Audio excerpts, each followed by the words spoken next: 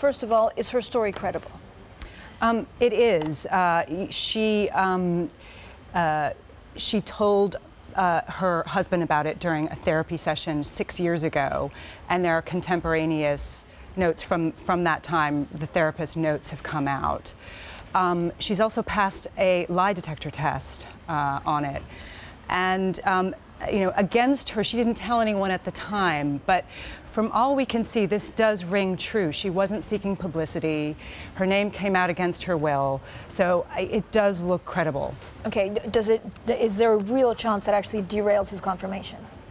I think it will certainly delay it, because we've already got two senators, GOP senators, saying that they think her story should be heard. So all it takes is one senator on the Senate Judiciary Committee to delay. Whether or not it will mean public hearings of her story is another question.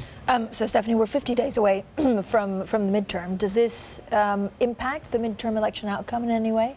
I think it will, and how much will depend on how this story plays out. If there is a public hearing, I think it could have a big impact.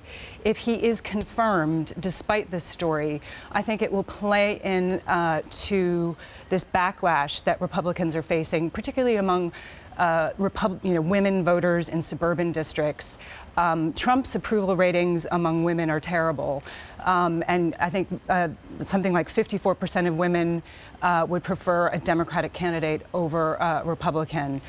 So I think it will play into that, and it harks back to the 1991 when Anita Hill, her charges of sexual harassment by Clarence Thomas in those hearings led to this flood of women being elected to Congress. And we again have a similar situation this year where a record number of women are running. And I think it plays into that, especially given that we've got the Me Too movement. In that context, I think it has much more room to go.